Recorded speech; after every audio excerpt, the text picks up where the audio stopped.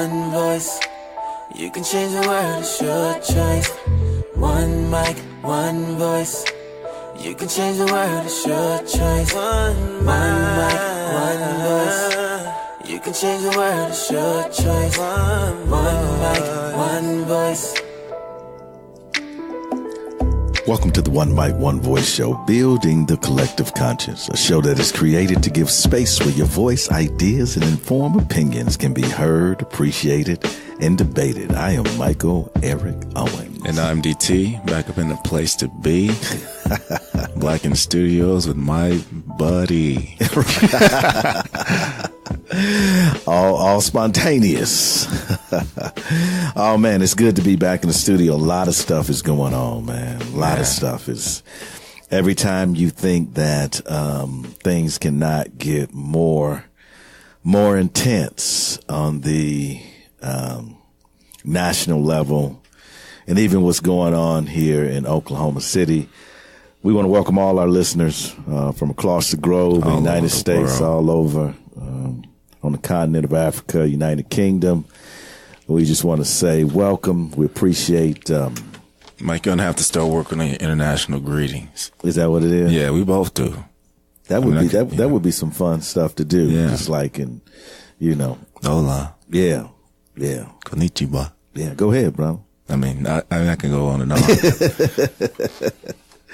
But man, today's show is titled "There is a Double Standard in Our Country," and we've touched on some of the things we're talking about today, but it's good to revisit.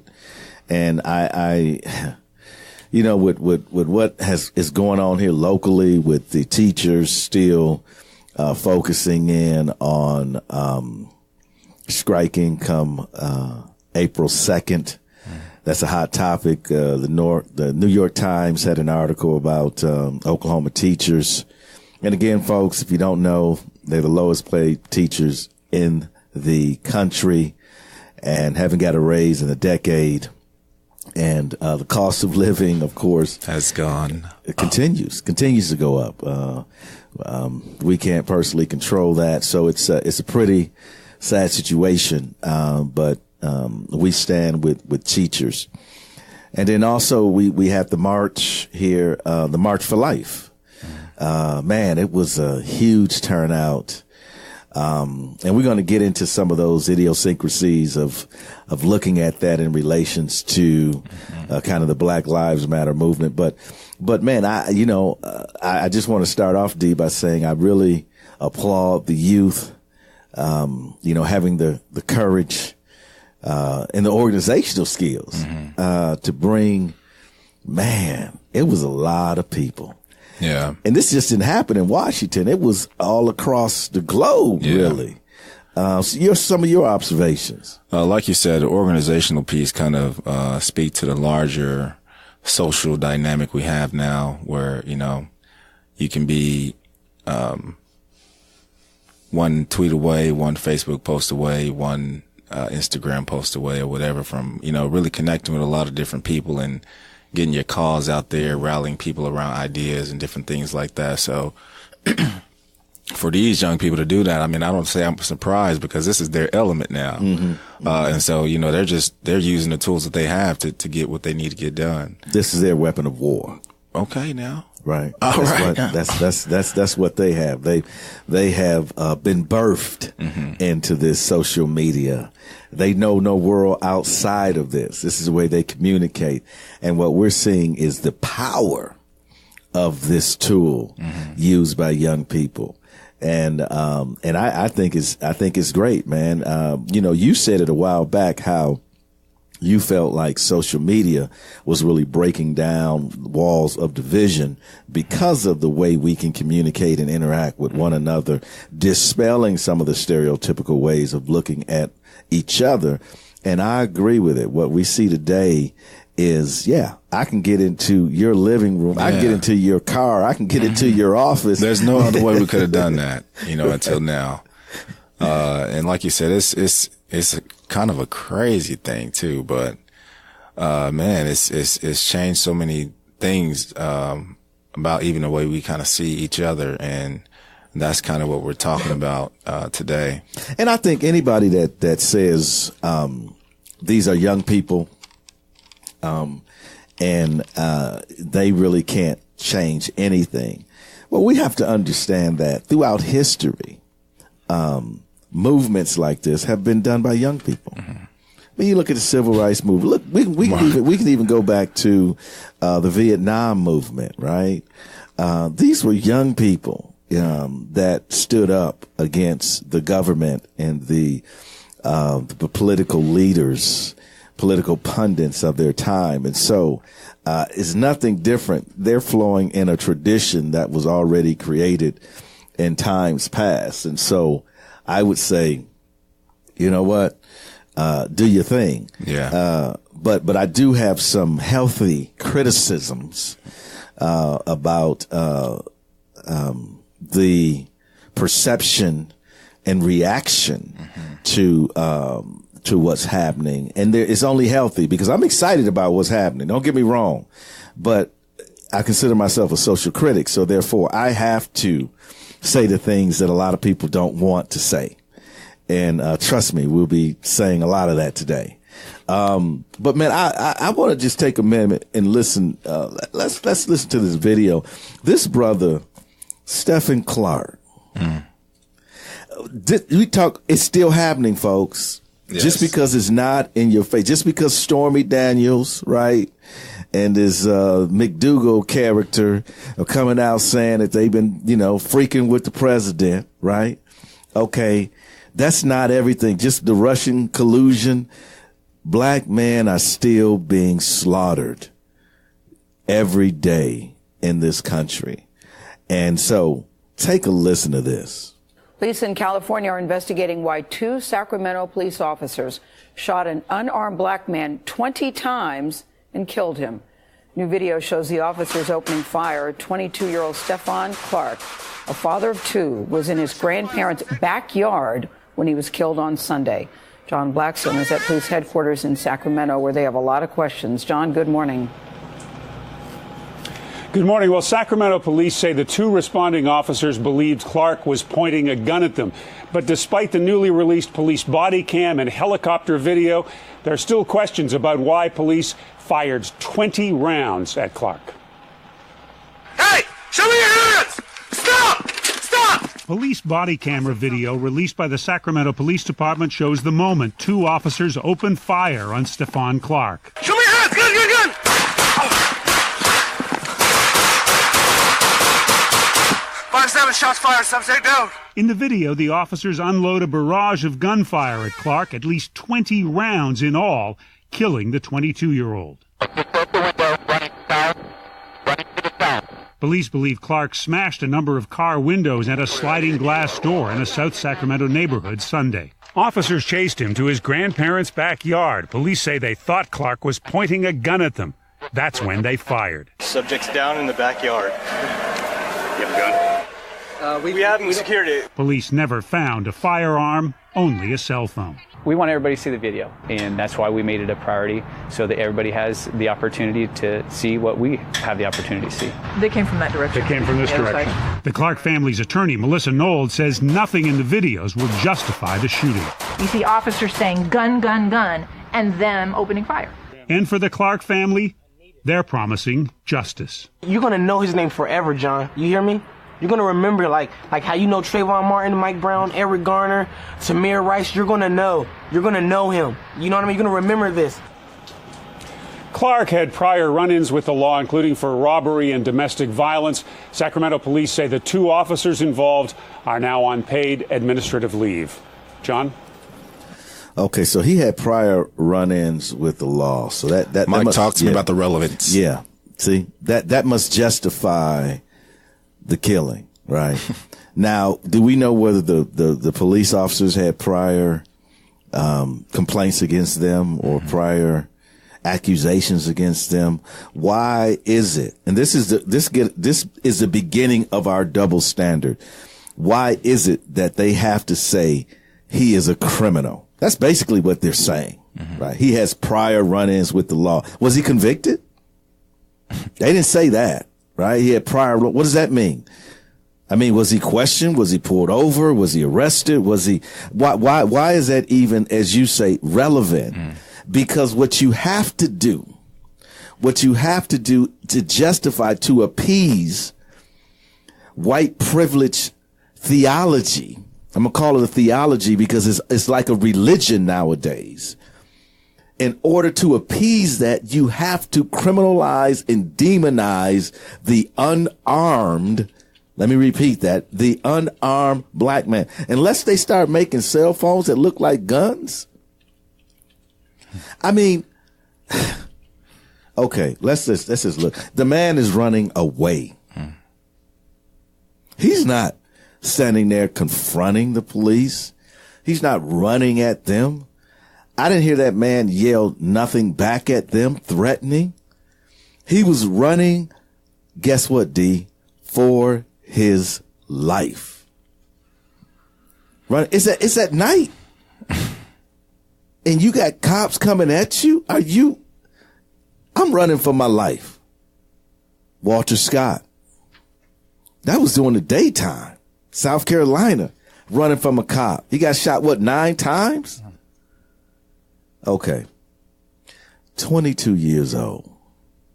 A father of 2.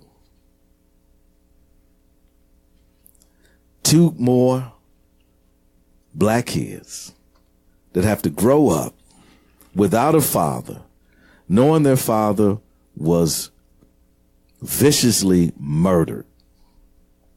Oh, he was suspected of smashing in car windows. I thought we had a court of law, man. Due process and all that, right? The 14th Amendment, right? I thought we had due process. Obviously, if you are black, your due process happens on the spot. This is how we gonna process your ass. 20 shots? 20 rounds of a man running from you. I'm really speechless, man. You know, even hearing all those shots, did something to my spirit. Just, I mentioned a few 100 episodes back, maybe, where would we be, when we aren't having these type of conversations? And here we are, not 100 and something episodes later, dealing with the same issues that we've been dealing with, been bringing to the table and been trying to understand. I wonder what the psychology is behind, criminality when it comes to black people. Where is the outrage? Where is the because it's like it didn't matter who he was, it's the fact that he was a black male, maybe perceived as dangerous, perceived as somebody threatening. It was dark. But his skin was telling another story than what was actually going on at the time. He was already guilty. That's the problem, folks. Listen, we got to take this break, but we're going to come right back and we're going to get into this thing, double standard. Why is there not such outrage over black men being slaughtered in the streets? But we have, don't get me wrong, any loss of life is wrong.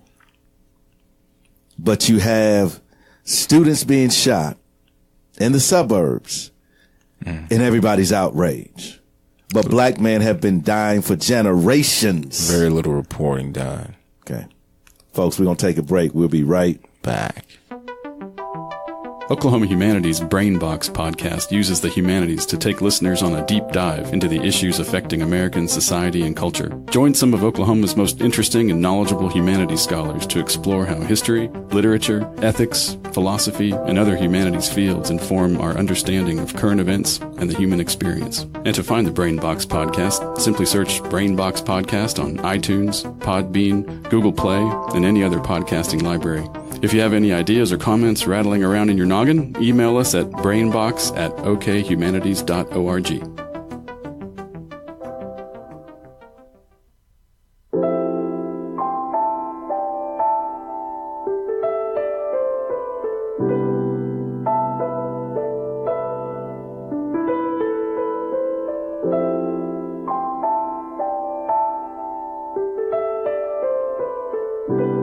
This is Josh K. And I am Leah Marie. And when we listen to podcasts, we always listen to One mic, one voice.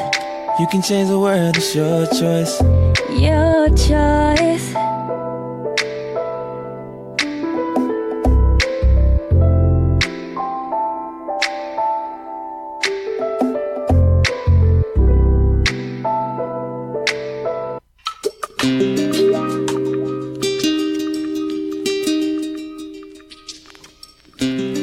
Man, I tell you, there's a double standard.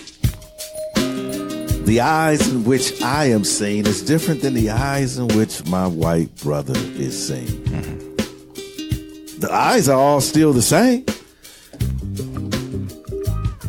They have the same connections and nerve endings and the same retinas and the same, I'm not a eye doctor, but I would say they're the same. But for some reason, we're looked at differently. And a black person cannot be even, doing a violent act and be seen as violent, while a white male can do a violent act and be excused as, he's got some mental issues. Yeah, faces some challenges. Yeah, he's got some disabilities. Life has been tough on him, right?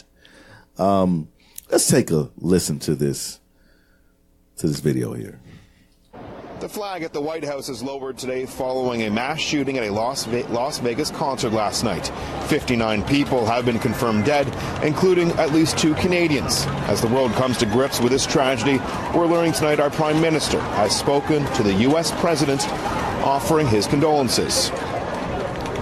So what makes a violent act an act of terrorism? It's a question many people are asking today across the globe and on social media. Over the weekend in Edmonton, a Somali suspect there after an attack was quickly labeled as a terrorist by authorities after an ISIS flag was found in his vehicle.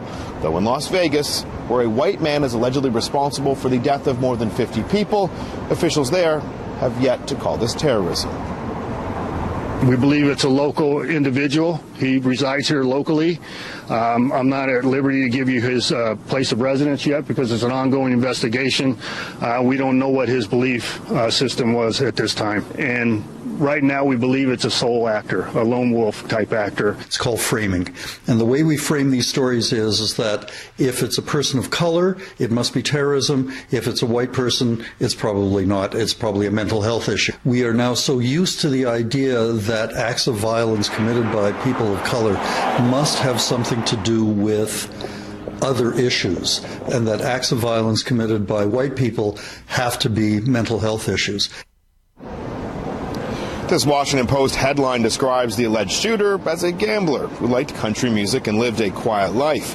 Memes also have been popping up on social media today, including this one from Family Guy, suggesting different classifications for different cultural backgrounds. During our Facebook Live interview with U of T's Jeffrey Dvorkin, viewers also weighed in. Anthony Garcia wrote, "The motive behind this terror attack in Vegas is hate, bigotry, and racism, so now you do the math." Samantha Caddo Singleton chimed in, saying, "If you're white, it's not terrorism."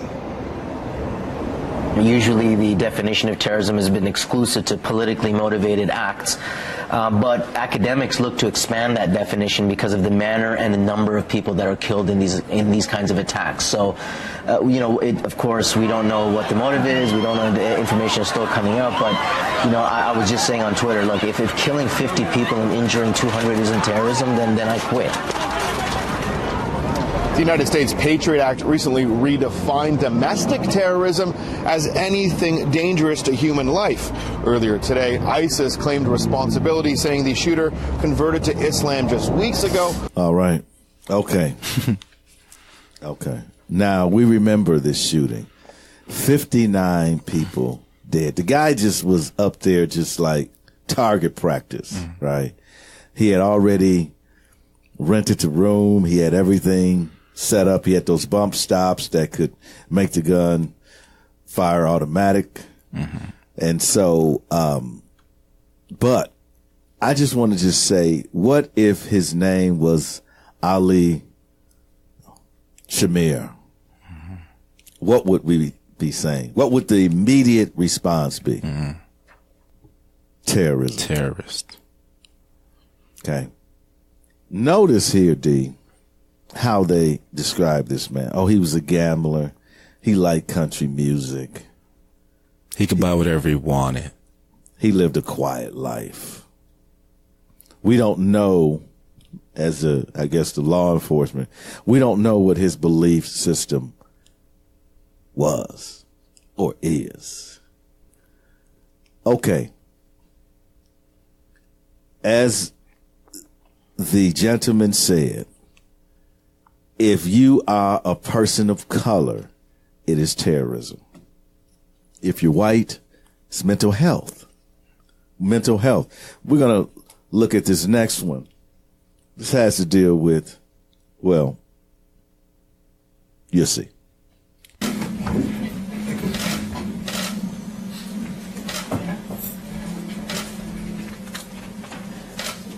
Charleston is a very strong community. We have big hearts. We're a very loving community. And we are going to reach out to everyone, all victims, and we will touch them. We have victims, 9 of them. But we also have victims on the other side. There are victims on this young man's side of the family. Nobody would have ever thrown them into the whirlwind of events that they have been thrown into. We must find it in our heart at some point in time, not only to help those that are victims, but to also help his family as well. Mr. Roof is charged with 9 counts of murder and 1 count of possession of a weapon during the commission of the crime. Mr. Roof, is your address 10428 Garners Ferry Road in Eastover, South Carolina? Is it? Yes, sir. Thank you, sir. What is your age? 21. You're 21 years old. Are you employed? No, sir. You're unemployed at this time? Yes, sir. Thank you. Would you like to make a statement in regards to this hearing concerning Ethel Lance as a victim, ma'am? Hurt me. You hurt a lot of people. But God forgive you. And I forgive you. We welcome you Wednesday night in our Bible study with open arms. You have killed some of the most beautifulest people that I know. Every fiber in my body hurts. We are the family that love built. We have no room for hate, so we have to forgive. I pray God on your soul, and I also thank God that I won't be around when your judgment day comes with him. May God bless you. On the 9 counts of murder, I do not have the authority to set bond on these charges. On the 1 count of possession of a weapon during the commission of the crime, a violent crime, I'm setting your bond, young man, at $1 million. Is there anything else to come before this court today in regards to this case? Hearing none, we stand concluded in this hearing. Thank you.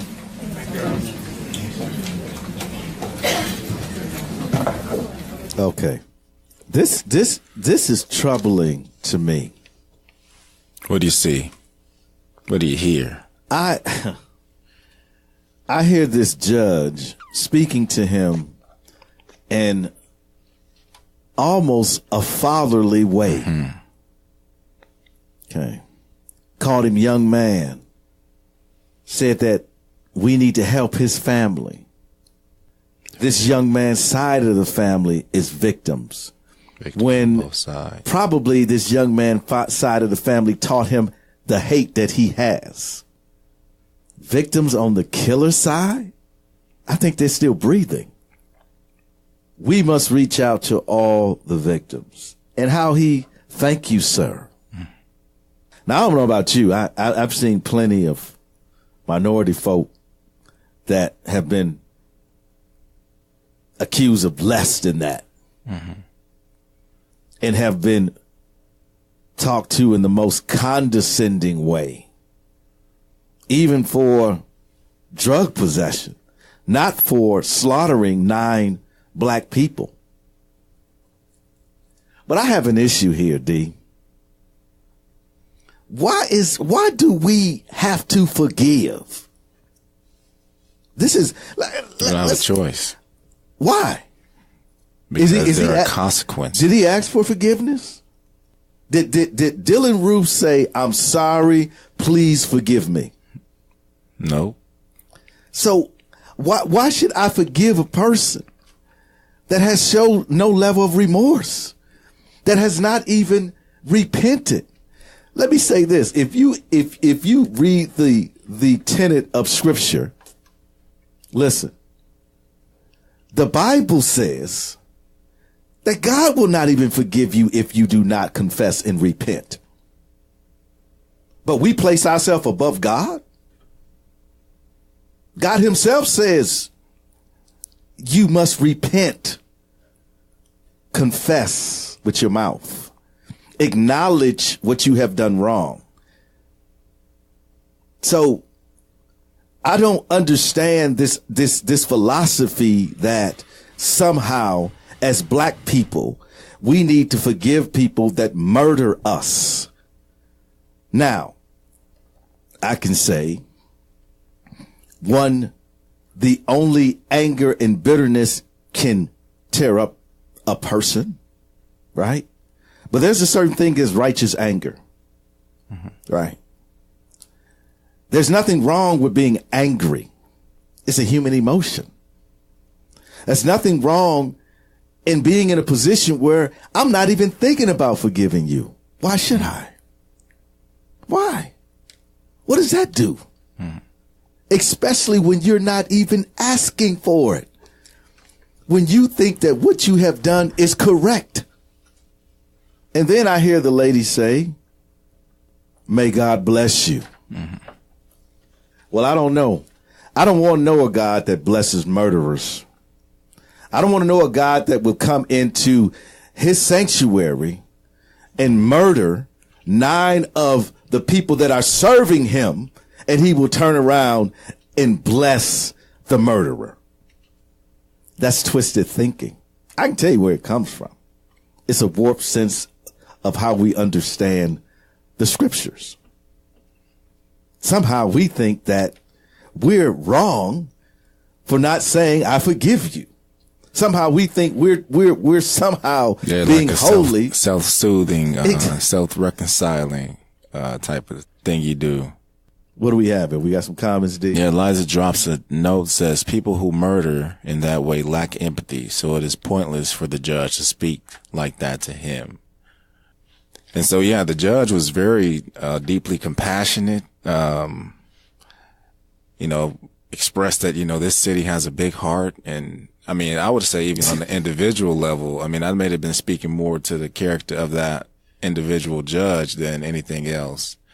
If he was just trying to maintain some level of respect, even given what was faced in front of him.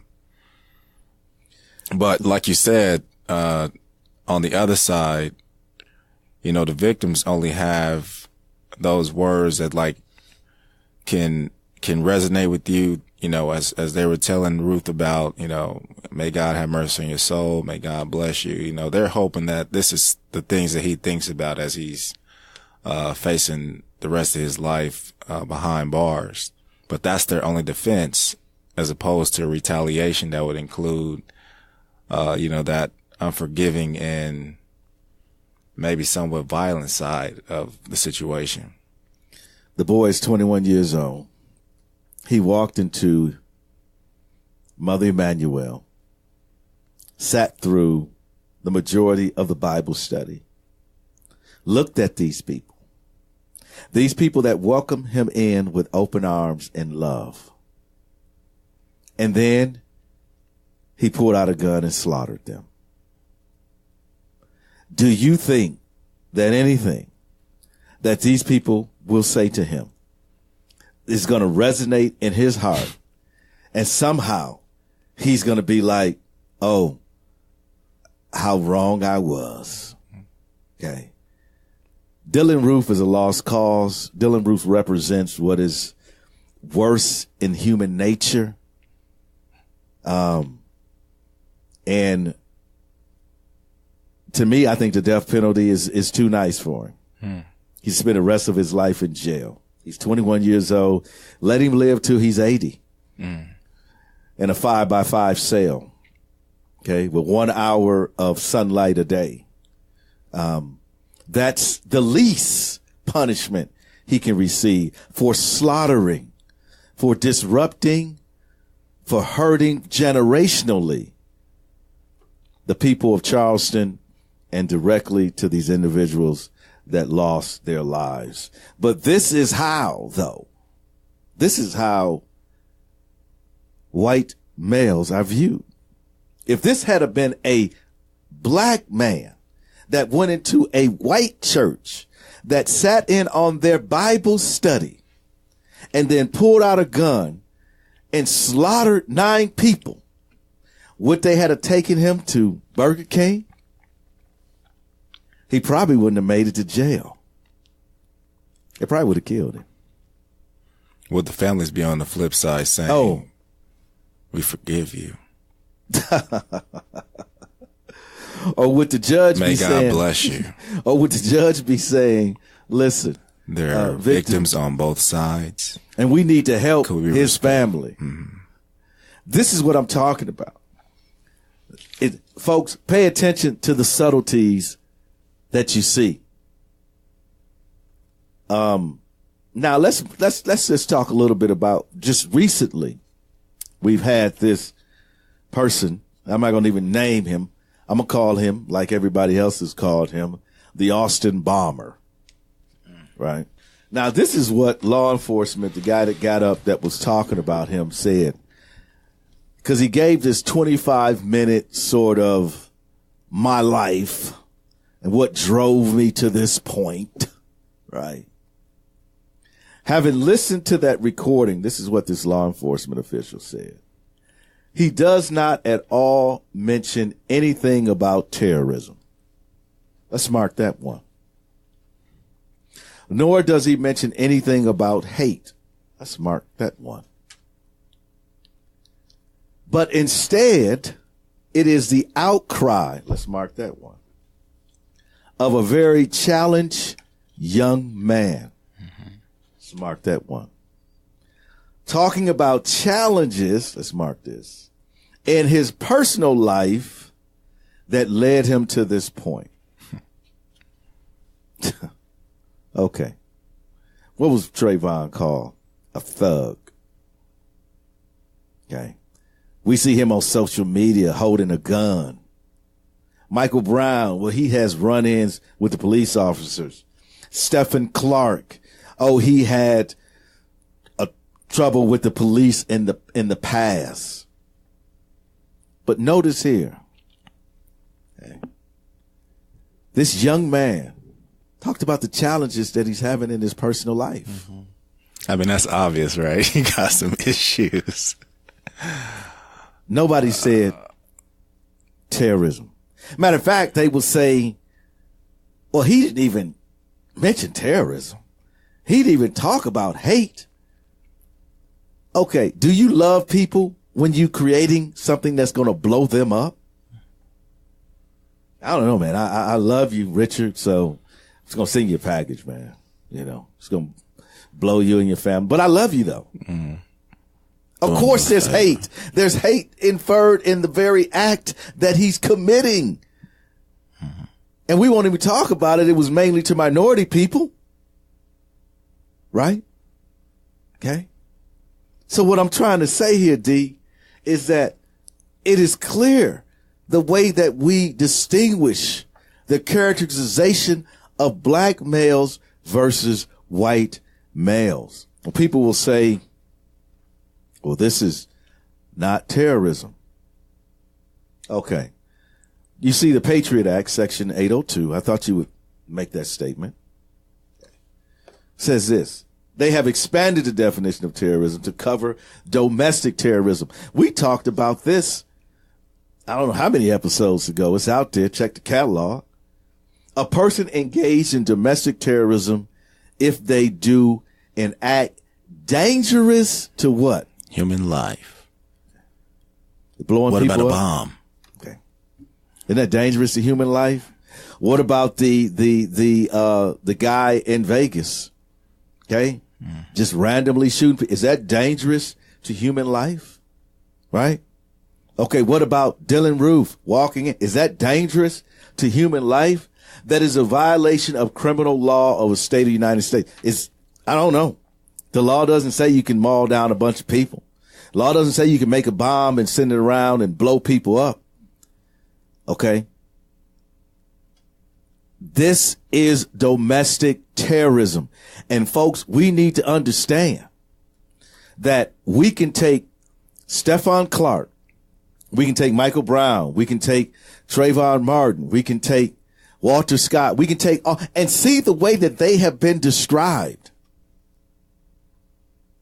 And then we can look at these individuals that do these massive killings. Stonewall Douglas. Okay, we're going to get to that. Killed all those kids. He's trouble. Yeah, he's got mental health issues. That is domestic terrorism. Folks, listen. We're going to take a break. We're going to come back. We're going to hit this comment right when we come back. We're going to get into this correlation between what is happening now with the movement of the young people, vice what has been happening in our country all along with movements like Black Lives Matter and so forth. Folks, hang in there with us. We'll be right back.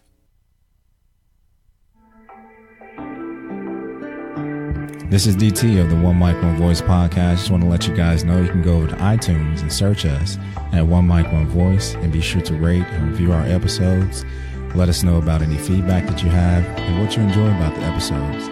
Also, you can go over to Stitcher where you can get the latest and freshest episodes of our podcast streamed directly to your smartphone or iPad. No downloading or syncing. How cool. Real smooth. Also, we just like to take the time to thank you for your time and for your energy and for spending time with us as we discuss the historical record of our time.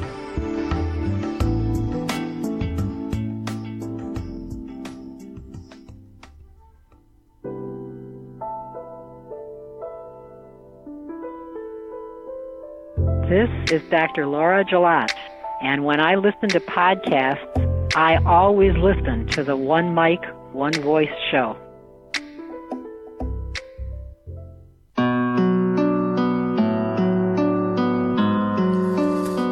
I don't know why, D. It's so hard for us to admit, to accept, to acknowledge, and then somehow come together to change the way we discuss these things. It makes no sense to me. Well, I understand why, though. Because you can't maintain white superiority and white privilege and systemic racism if you begin to talk about the truth of why we exist the way that we do. I get it. Those in power. Folks, I want you to listen to something. We've already talked a little bit about it, but take a listen. What I can tell you, having listened to that recording, he does not at all mention anything about terrorism, nor does he mention anything about hate.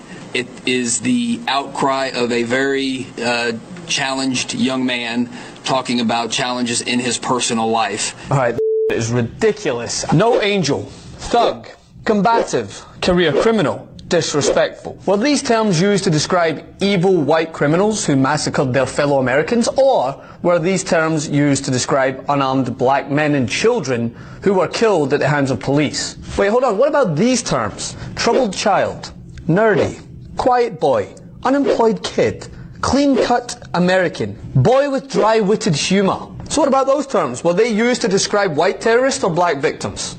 The answer is, of course you already know what the answer is, because this is the United States of America, the only country in the world where you can carry out 5 explosions, killing 2 people, and still be given the benefit of the doubt and depicted in a sympathetic light. As long as you're white, of course. But if you happen to be black and have your life taken unjustly, you will be scrutinized, vilified, and have your name dragged through the dirt. It has been nearly 48 hours since Mark Condit blew himself up after being tracked down by law enforcement, and, as we have come to expect in this country, the humanization of a man who blew 2 black Americans to pieces has been gut-churningly despicable. From law enforcement choosing to highlight challenged young man to a full New York Times article portraying the Austin bomber as a quiet, nerdy, godly young man, we have seen whiteness at work on steroids. And not only that, some conservative mouthpieces, take a wild guess who, took to Twitter to give the voice to the real victims in this act of terror. Wait for it, Christians. That's right, our resident hypocrite Tammy made sure to skip her usual thoughts and prayers for the actual victims who died at the hands of this monster, and instead posted an article discussing how Christianity was the real victim. This coming from the same person who has built a career fear-mongering against all Muslims whenever an Islamist extremist commits an act of terror. But this all falls in line with the same deflecting, humanizing and downplaying of the evil actions of a troubled young man. A troubled young white man, that is. So I ask, where was the stern defense of a young man like Trayvon Martin, who, by the way, did not try to blow anyone up? In fact, all he wanted to do was walk home. But God forbid he put his hood up, right? For that, he was lambasted as a disrespectful thug by many of those in the media, who then offered an actual terrorist a pass. I can't believe this has to be clarified. But I guess we'll save the best juxtaposition for last, shall we? It so happened that on the same day a white suicide bomber decided to take his own life, 2 Sacramento police officers opted to take the life of 22-year-old Stephen Clark, firing a mere 20 shots at him in his own grandmother's backyard. Cops said they mistook Clark's cell phone for a gun, and then later a crowbar. I mean, I'm no tech expert here, but I've never seen a crowbar that looks even remotely like an iPhone, have you? But nonetheless, having both these stories circulate at the same time was a perfect example of whiteness at work. On the one hand, we had headlines reading, "Robbery suspect gunned down," and on the other hand, we heard, "Nerdy young man." Wake up! The way this country continues to humanize white evil and vilify black victims shows how far we have to go in not only fixing the engraved racial bias that still dictates the perception of people in this country and in the media, but in truly understanding the threat white terror poses to us. And to do that, we have to condemn it with the same furiosity it deserves, not wrap it in privilege. Follow me on Instagram at Francis M. Maxwell and on Twitter at Francis M. Maxwell. Please like and share this video. Leave your comments. I will be interacting, and as always, continue to resist. Wow. Francis M. Maxwell. Folks, follow him. That young man has a lot of positive things to say. I mean, he hit it. You know, this is what we've been trying to say, right? This is what we have been trying to say, D, right? He's not black either. No, I mean, obviously you can hear it in his accent. But I think that's important that you point that out, because it's not just us saying that, you know, these things are happening. It's other people, of other colors, of our, extension of white brothers and sisters that also understand, what has happened. Liza is actually giving us a comment right now. A white female, says, why is it when a black male or female commits a crime, the stereotype is they must be on drugs, and nothing about the possibility of mental health. Well, I mean, I would say, you know, even when they're describing these white guys who do these things, they become like a sociological symptom of society, you know, so their background and how they were raised and all these other things come up when they're, trying to explain to the public about who they are and what was going down. But when it's a black person, you know, the psychological symptom almost is like with the individual. There's just something wrong with him. And now I have to address that, you know. It has nothing else to do with the way that, these people's resources have been taken away, rejected. Their whole way of life is continuous and consistent with, you know, the pressures of the society. Whereas it is not just that one day they wake up and here we are. But like she's saying, you know, that perception of what it is to be black from the gate is often, you know, putting us at a disadvantage, starting from behind. And then we become sacrifices to the systems, you know. Elijah's question can be answered this way. In the Stonewall Douglas incident, where 17 students were killed, just about all of us can identify with that. Either you have kids, you have nephews, a teacher. You can identify with students being killed. You can identify, get this, with the humanization of those students. Right? White people, who happen still to be the majority, can identify, especially in a white suburb, affluent suburb, can identify with that. When I have a black victim, what I have to do, if I want to prevent you from identifying with that, I have to dehumanize that person. Mm-hmm. So what I start off by saying, this person's not like you. He's a thug. He's a criminal. He's been involved with the law before. I talk about those things that distance you from associating with this person, because if you associate with this person, all of a sudden now you go, well, man, that ain't right. How could you do that? Right? Just like in Stonewall Duck, how could you kill those young kids? How could he come in and kill those young kids? But yet, and still, I can say, yeah, it was wrong, but he had mental health issues. Mm-hmm. All right. So it's not really his fault. Right? All right. This is a lone wolf. This is an individual.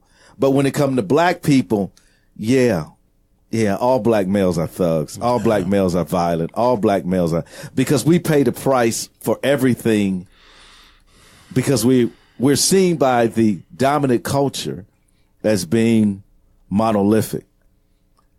Listen, robbery suspect gunned down. Right? Right then and there, you dehumanize him. You make him a criminal. You make him less than zero. People can't identify with him. Guess what? In the mind, a person would say, yeah, he probably was deserving of that, because he probably would have hurt somebody. He was trying to rob somebody. Although that has yet to be proven. Right? And a nerdy white kid.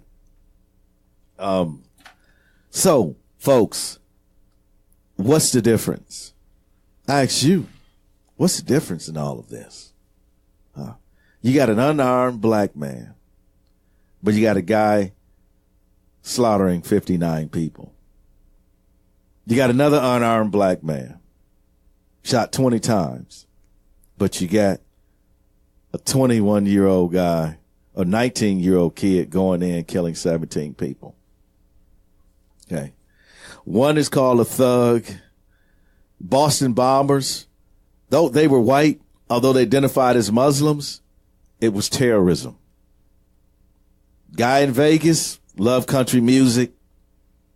See.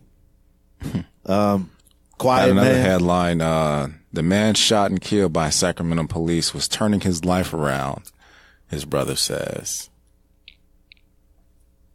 That'll never make the news. The dehumanization of black people is the only way white people can stomach the death of black people. You can't make them human. You can't make them equal. You can't make Trayvon Martin be your son. You can't do that. Now let's talk for a minute, D, about this massive rally that we had, this great movement that's happening in our country among our young people, started by mainly white young students. But let's talk about it in the light of the movement that was started called Black Lives Matter. Okay, so for clarity on both sides and what is being said. Well, one is stop gun. Both of them are basically to stop gun violence. Right. Right. I mean, the Black Lives Movement is to say that Black lives matter just as much as everybody else, and the gun violence of police against blacks is unacceptable, and gun violence is unacceptable. The movement with these young students is gun violence is unacceptable. Mm-hmm. I credit these students for reaching out to all groups, bringing all groups in. But notice, I can't help but notice the reception on a national scale of this movement versus the Black Lives Matter movement. And what's the difference between being shot in the middle of the street and being shot inside of a school building? There's no difference. 17 being killed. How many black men have been killed? Mm. How many? I mean, we don't even know the accurate number. It's in the thousands. It might even be in the tens. It might be in the tens of thousands. It might even be in the millions if we go back generations. We go back to lynching. We go back to Tulsa race riots, 1921. We go back to convict leasing. All those who died on the hands of the state and corporations that leased them out and killed them in the mines, in the coal mines, on the railroad tracks. Mm. We're talking in the millions. But yet, when black people stand up and say enough is enough, just like our white young brothers and sisters are saying, what do we call? It's a violent movement. All lives matter. Mm-hmm. There is a counter to the movement. Why? Because the purpose of the movement is to humanize black people. And we have a system that will not do it. How many congressional people really came out that were non-black, came out and supported the Black Lives Matter movement? Okay. Right. I didn't see Dick Durbin at the Black Lives Matter. He might have been there. I don't know. Maybe I was wrong. Maybe he's there. Somebody show me that there is this concerted effort to support the Black Lives Matter movement by non-black politicians. Show me that. Maybe they'll write into the show. Michael and DT. I hope they do. Educate me. Know. Educate me on that. Because what I see, and don't get me wrong, I'm not saying that I'm not proud of these young people. I'm not saying that I don't support them and I want them to be successful. I'm not saying any of that. What I'm saying is, guess what? There's a double standard. That's what I'm saying. And until we begin to have this dialogue, like, why can white people in this country stand up and show angst against the injustices that happen to them, but when black people do, well, we got a problem. We got a problem with that. Please send back up. Got a comment, brother? Hey, Brother Brian says, quote, "This skin is heavy." Just let that sink in for a minute. All right, then he goes on to say, why does that quote even make the print? I don't care if he was or wasn't turning his life around, because vandalism or car theft doesn't involve using that much force to detain a suspect. Mass shooters don't even get a helicopter to chase them, and 20 shots fired, at least, from the cops. It has nothing to do with it. I mean, and let me just say this too. For his brother to say, my brother's going to be famous, just like Trayvon Martin. Mm. You're going to remember his name. Don't remember me like that. Mm-hmm.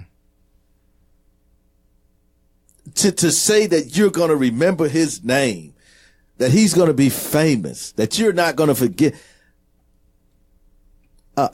Don't get me wrong. I understand where his heart is at. Like, he's not going to be forgotten. But folks, we don't want black and brown folk to be remembered because they were murdered. Bottom line. We add so much value to this country, to this nation, to this from earth. Day one, for us to be remembered beyond being murdered and slaughtered in our city streets. Elijah says, I watched the MLK special, Hope and Fury, and sadly the same crimes against black humanity seems to still be happening today, and too many people not paying, and there are too many people not paying attention. It's happening today. That's what this show is all about, folks.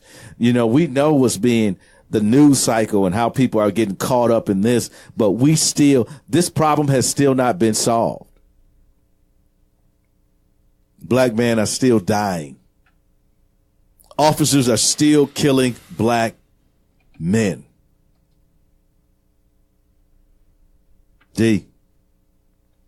Unless we begin to have these conversations, unless we begin to address these issues, we cannot let this fall under the radar again. Year after year, this happens. Day after day. We can't be driven and tossed by a wind with every news cycle and not realize that this problem, this inequities, this injustice continues to plague black communities across this nation. Folks, what has changed? What has changed? New day, new year. There's a double standard. So what are we saying? We're saying this. The next time you see the news cycle, ask yourself the question, is this description based upon their race? Why is this person not being described in the true sense of their act?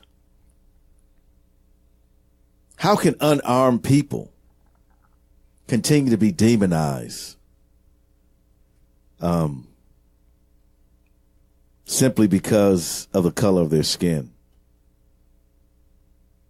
Man, I you know what? I'm perplexed by the amount of problems that this country has. Mm. Not just the violence, but the lack of understanding of the complex issues that we have prevents us from even beginning to address the elementary problems that we have. We are an uneducated, irrational, ideologically driven society on the fringes away from any truism that could change our trajectory. Mm. We got another comment. We about to go out. Yeah, man. Brother Brian chimes in again. He's, I guess, this is our era. He said men in their 60s remember lynching. Men in their 50s remember churches being firebombed. Men in their 40s remember the government creating unions to supplant black men from the job force. Men in their 30s remember the government flooding our neighborhood with dope. And sadly, men in their 20s live in the remember and the hashtag remember their name era. It's great truth. It's great truth. I mean, there is much work to be done. And it's deep because, he's talking about, remember the name, we're talking about this kind of, this double standard that we have. And the people on the other side of those names will be remembered in quite different ways. Our boy, Trayvon Martin's murder is a celebrity.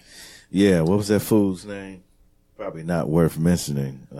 I can't even remember his name. I can't either. Who cares? But yeah, you're right. You're right. He is celebrity status. Dylan Ruth will be remembered for tricking the police into a cheeseburger. Yeah, it's insane, folks. We want to continue this George Zimmerman. That was that fool's name. Folks, we want to continue this conversation. I want to say to you, do not let this conversation die, because every time we turn away, it's still happening. It's still going on. And if we don't pay attention, listen, I believe in multitasking. We can do more. We can listen. We don't have to just focus on reducing gun violence. We can focus on systemic racism. We can focus on mass incarceration. We can focus our attention in many areas. So do not turn a blind eye to what is happening to black males, because let me tell you something. Those two young kids, this is the tragedy of it all, with Stephen Clark. Those two young kids don't have a father. Mm-hmm. They will never know him, never experience his voice, his touch.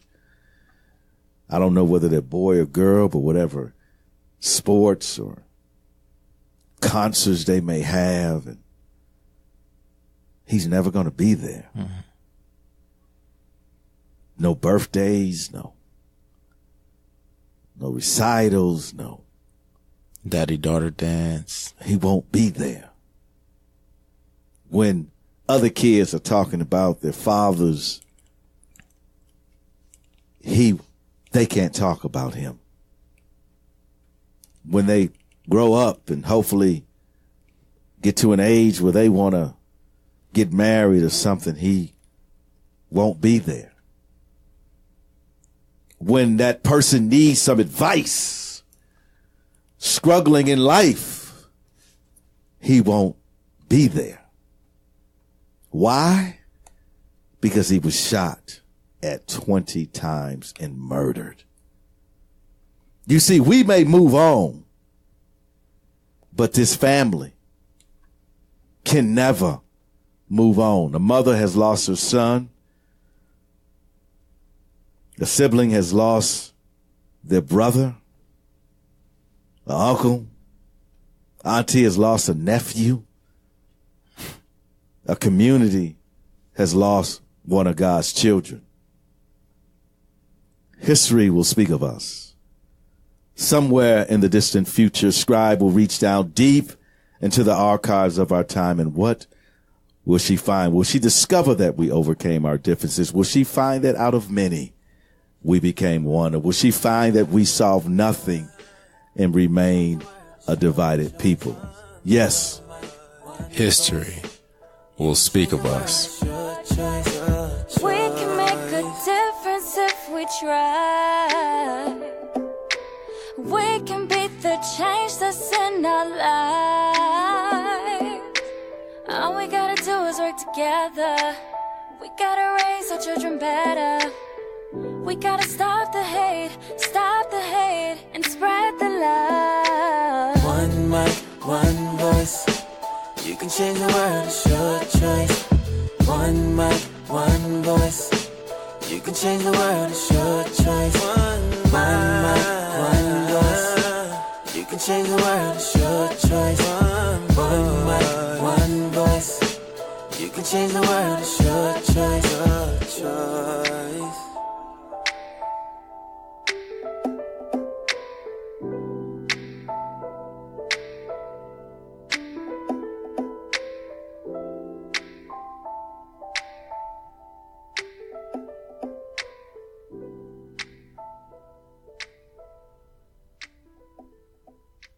Today's broadcast is being brought to you by Blacken Studios. To learn more about Blacken Studios, please visit them at blackenstudios.com or visit them on their Facebook page, Blacken Studios. Today's broadcast is also being brought to you by Perry Publishing and Broadcasting. To learn more about Perry Publishing and Broadcasting, please visit their website at perrypublishingandbroadcasting.net. The opinions of the One Mic, One Voice show do not reflect the views of Blacken Studios or Perry Publishing and Broadcasting. Thank you for downloading the One Mic, One Voice show.